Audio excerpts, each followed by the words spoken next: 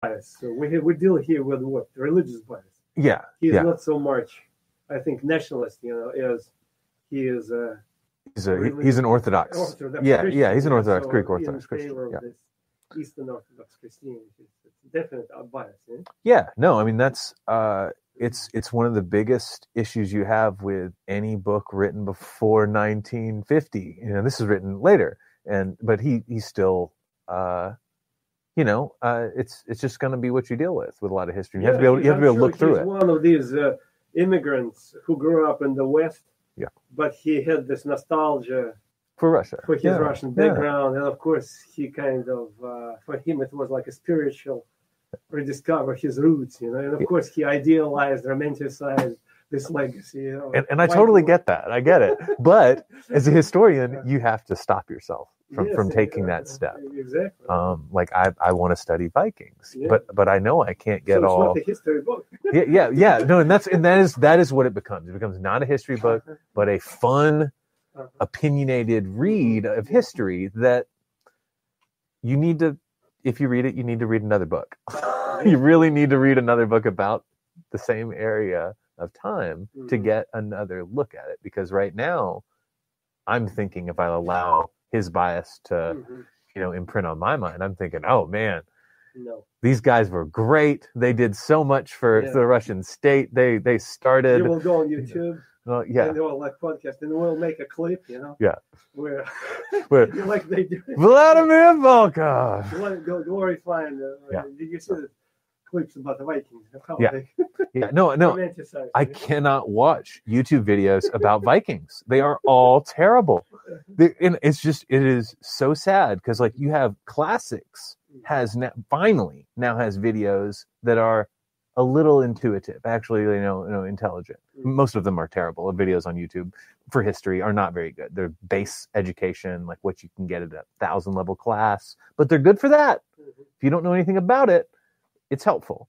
But when you're getting in, like you are, and like I'm trying to, you can't just watch some YouTube videos and expect to get the real meat out of anything. And you're going to get a biased view. And that's what I've told. I have friends who like podcasts where it's history podcasts. And I always tell them, I really like that guy, but he's very, very biased. He tells you one way that history is viewed. And if you go home and you always think that that's the only way to think about it, and there is a problem. You need to be analytical about it. I will be jumping back and forth. Let me take you back again. I read this part and I have my own opinion about it. It's like chapter 2.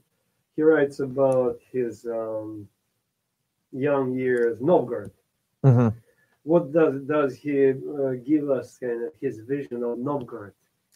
So how was it structured, life in Novgorod, what it was, his view. Do you remember this? Yeah, no, it's been a little bit, but no, he very much makes it almost like a fairy tale for this young boy in court, and his father's running around never at home as he's kind of growing up. And I don't know, I guess it makes Novgorod seem like a metropolis almost in that it has this thriving court and all this stuff, and I kind of feel like I want to doubt that a little bit. Not that it's not a trading center, but I don't think it's as grand as he makes it feel. But I think he's maybe trying to write it from the perspective of a child, almost, which then again is becoming a novel and not a work of history.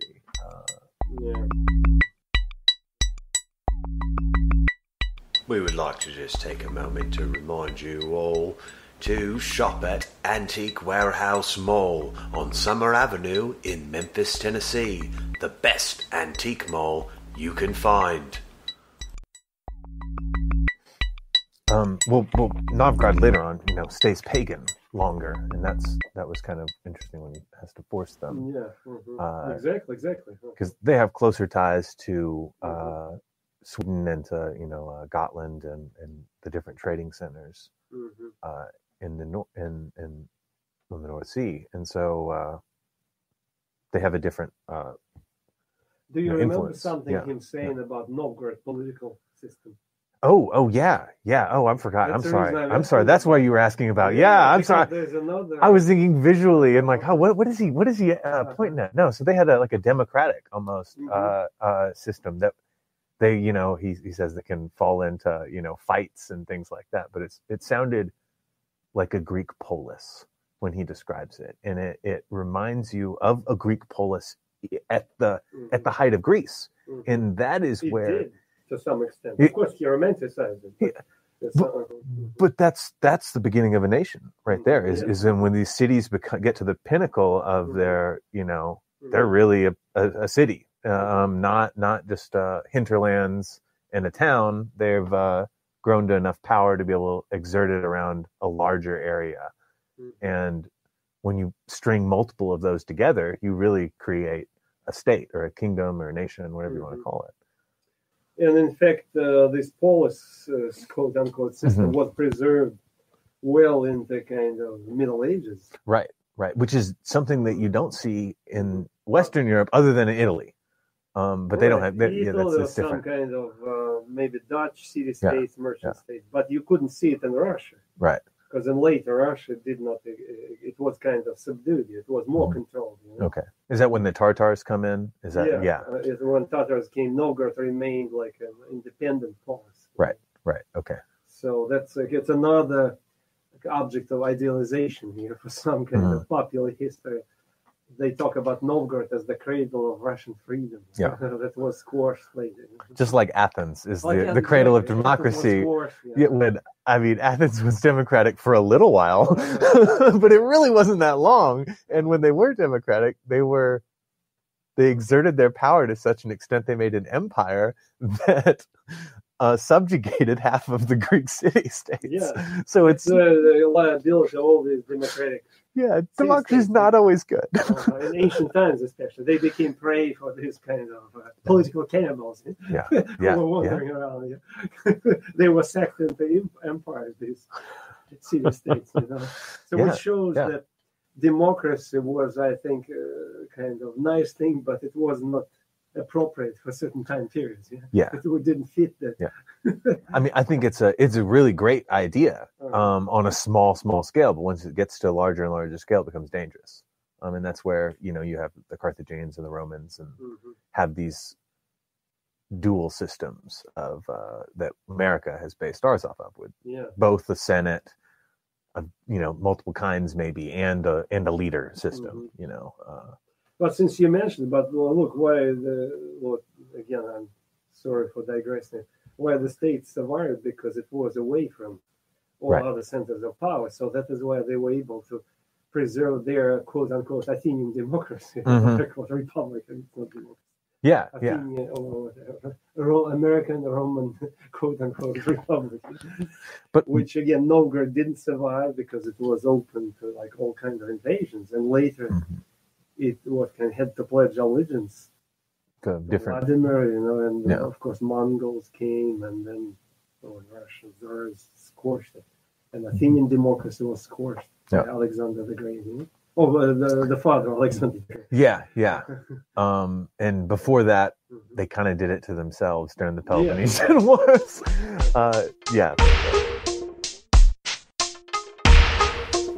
And if we let them, they would go on like that for hours. But thankfully, they soon got back on track. Way off. But the interesting thing about that, though, is that almost the rule of the king is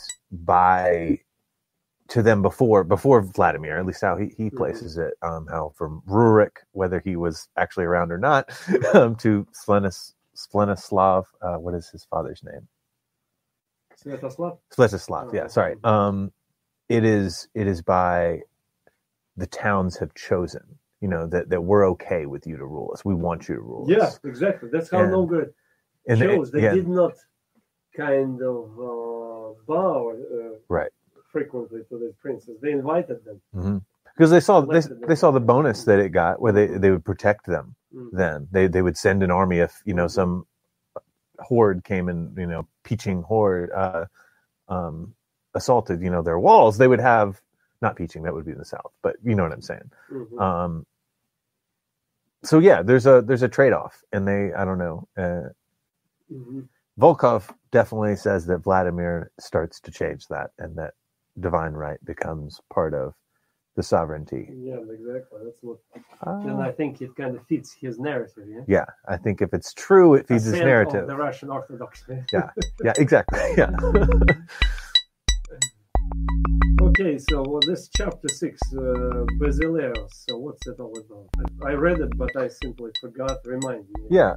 When you start reminding me, it will kind of resonate.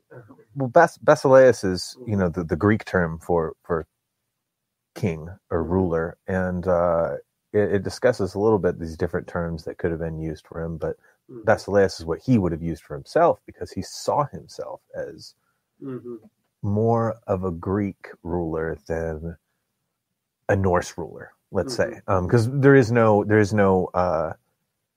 framework for a ruler of a strange hodgepodge empire like his in the north. There only is in the Byzantine Empire. And when he hears word of the court of that in the Hagia Sophia, that's where God dwells, it feels like we were in heaven, is what his reports come back. And so that's got to lend to him wanting to be like the Basilisk, be an emperor of his own land. I think that chapter goes on to talk. Tell me about this. What is the gist? It talks about like the psychological perspective, I think, a little bit of the different groups, and how the boyardom, we're talking about these, they're not landed knights is the thing. They don't have to have land. They have a much more non-exclusive ranks of the boyars, because it's by wealth, by heritage, by deeds. You have all these different ways to gain it, and not a system that holds people back, where you have later in medieval Europe, you have knighthood, which becomes a very, very structured thing, where you have to be a landed person to gain this, and you don't see that here with this. It's a little bit more democratic, where their cities are running democratic. So it's a little bit more where you have these people who might have come from the super poor, but now they have the ear of the king. Now they're a friend of the king. And they used to be, they're the son of a butcher, but he saved someone's life. He did something valorous, which is, again, going back to the Viking culture, where valor stands before everything else in their culture, for sure. It talks about the trade network that it would have, served a part of, and all the different things they would have been sending out of their bees, and honey was one of the things I thought most interesting. How much honey they talk about them having to export. Yeah, that's a big deal. When you think about it, you're like, oh, okay, they have the right climate and space, wax and honey. Talks a lot about then also his lechery and his revelry and drinking and all that kind of thing too. I think in that chapter, because that's before he becomes converted, I think. Okay, what about chapter 7, Saint? So what is this? Turmoil. What does it mean?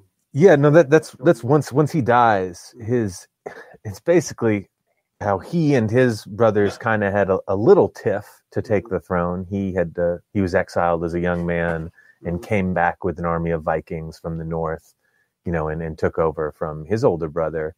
You have a similar but even more Shakespearean drama play out between his sons and adopted nephew son, and the nephew who loses is vilified completely and evil, while a couple of the sons are turned into saints. And one of them, this Boris, and Boris is, I'm sorry, as a Westerner, is the quintessential Russian name, and that he states in here, Boris was it was like the soul of Russia or something like that, because everyone loved this Boris kid. He was apparently really, really suave and nice and friendly to everybody.